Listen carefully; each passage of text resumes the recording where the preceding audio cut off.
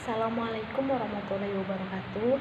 Perkenalkan, nama saya Maulidi Nur Farida dari Prodi Pendidikan Agama Islam 2C. Di sini saya akan melaksanakan tugas ilmu pendidikan Islam yang dengan ceramah yang temanya adalah sabar berbuah manis.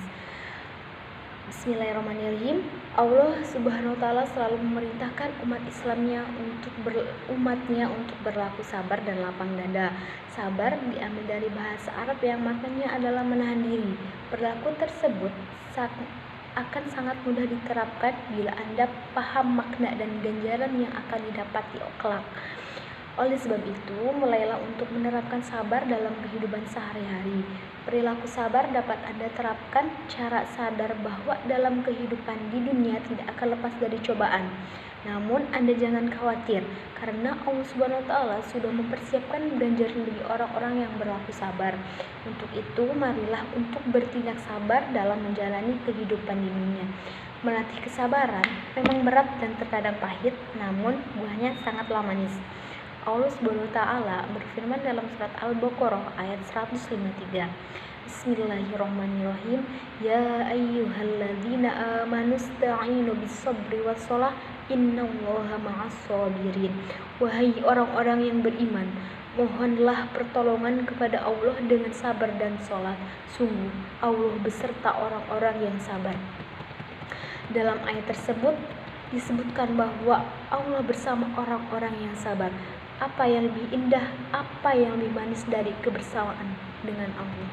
Bahkan dalam surat Al-Imran ayat 146 Allah berfirman, wallahu yuhibbus shabirin, dan Allah mencintai orang-orang yang sabar. Apa sih arti sabar itu? Arti sabar adalah menahan diri. Berarti rodiya, ridho, tajallada atau mengikat, tahammala, bertahan, dan dauna syakwa tanpa mengeluh. Tidak mudah untuk sabar, memang sangatlah tidak mudah. Mengapa berat? Karena sebagaimana arti bahasanya sendiri, dalam bersabar kita harus mampu menahan diri, bertahan dari hal-hal yang menggoda kita, dari hal-hal yang tampaknya menyenangkan dan memberikan kenikmatan. Nah, di sini ada jenis-jenis kesabaran. Jika kita berkaca dari Nabi Yusuf dalam Al-Quran, setidaknya ada 3 jenis kesabaran yang harus kita asah. Yang pertama, menahan amarah.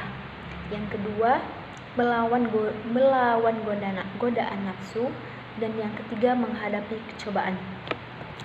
Yang pertama, sabar menahan amarah.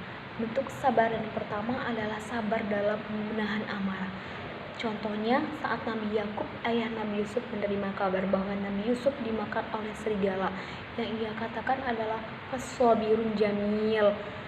Hal ini ada dalam surat Yusuf ayat 189 yang artinya, dan mereka datang membawa baju gamisnya yang berlumuran darah palsu. Dia, Nabi Yakub, berkata, sebenarnya hanya dirimu sendirilah yang memandang baik urusan yang buruk itu. Maka hanya bersabar itulah yang terbaik bagiku. Dan kepada Allah saja memohon pertolongannya terhadap apa yang kamu ceritakan. Kesabaran menahan amarah juga ditunjukkan oleh Nabi Yusuf.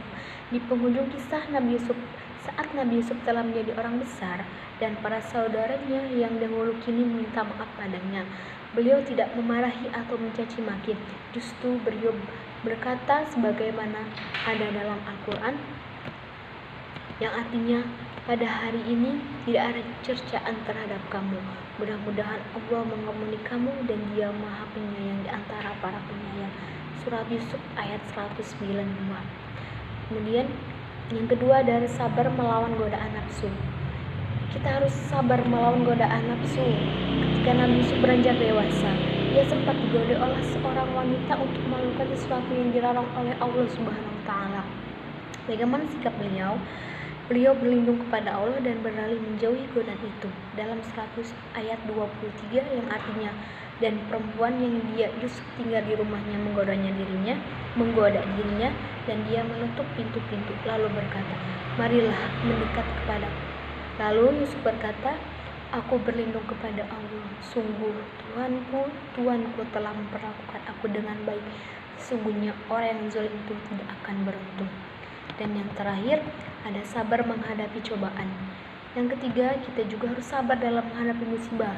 Dalam surat Yusuf Allah mengisahkan bagaimana sang raja bermimpi melihat 7 ekor sapi betina yang gemuk dimakan oleh 7 ekor sapi betina yang kurus, 7 tangkai gandum yang hijau dan 7 tangkai lainnya yang kering. Nabi Yusuf mentakwilkan mimpi itu sebagai berikut. Dia Yusuf berkata, agar kamu bercocok tanam 7 tahun berturut-turut sebagaimana biasanya, kemudian apa yang kamu tuai hendaklah kamu biarkan di tangkainya kecuali sedikit untuk kamu makan. Dapat kita lihat bahwa dengan kesabaran mereka akhirnya bisa melewati cobaan berupa masa-masa yang sulit, dan 7 tahun yang sulit itu saat dilewati dengan penuh kesabaran akhirnya membuahkan tahun yang manis. Mungkin cukup sekian ceramah dari saya. Kurang lebihnya mohon maaf. Billahi taufiq wal hidayah. Wassalamualaikum warahmatullahi wabarakatuh.